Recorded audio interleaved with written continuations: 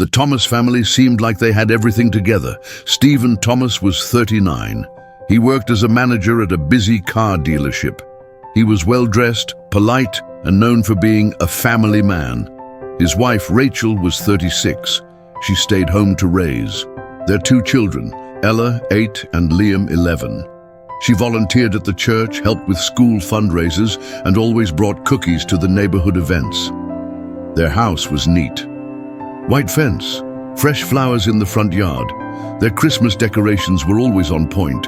Every Sunday, the family sat in the front row at church, smiling and holding hands. To everyone in their Missouri town, they were the definition of a happy family. But behind closed doors, the picture wasn't so perfect. Rachel's close friends had noticed she didn't laugh like she used to. She stopped joining book club. She'd cover up bruises with long sleeves clothes. She always had an excuse: I fell, or just bumped into something. She never said anything directly, but her eyes told a different story. Something was wrong, and no one knew just how bad it really was, until one cold January morning. It was a freezing Monday morning when the 911 call came in.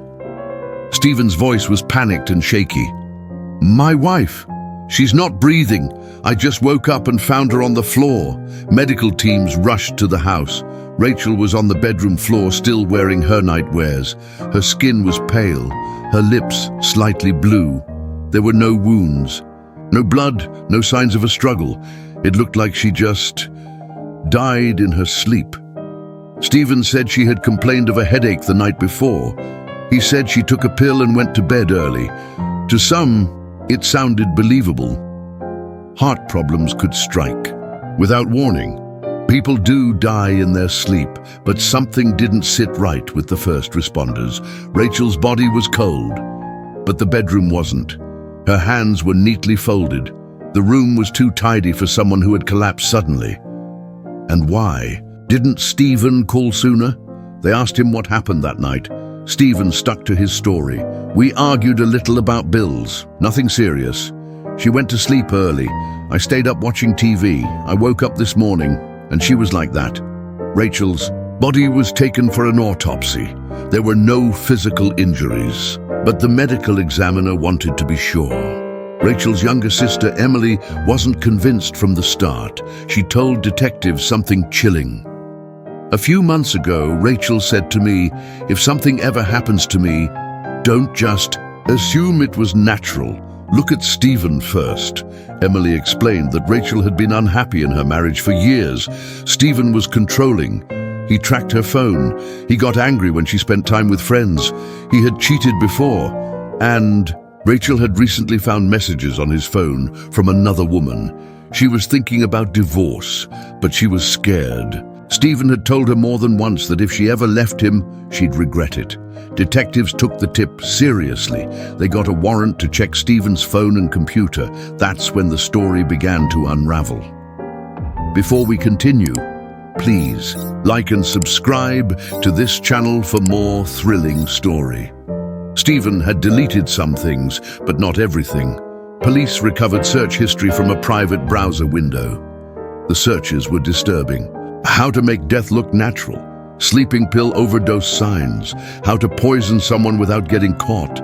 It was clear this wasn't a random tragedy. Toxicology reports from the autopsy came back. Rachel had high amounts of a prescription sleeping drug in her system, enough to kill an adult, but there were no prescriptions in her name.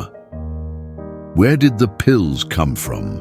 Investigators found out that Stephen had stolen the pills from his father, who had a sleep disorder. He crushed them and mixed them into Rachel's tea the night before she died. Rachel never had a chance to wake up. Stephen was arrested and charged with murder. The courtroom was full. Friends, neighbors, reporters, everyone who once believed in the picture-perfect Thomas family came to hear the truth. Stephen claimed he didn't mean to kill her. He said he just wanted her to sleep so they wouldn't argue. But the jury didn't believe it. Not after seeing the search history, not after hearing Rachel's sister speak, not after learning that Rachel had packed a small suitcase days before she died, likely planning to leave. Stephen was found guilty of first-degree murder and sentenced to life in prison without parole.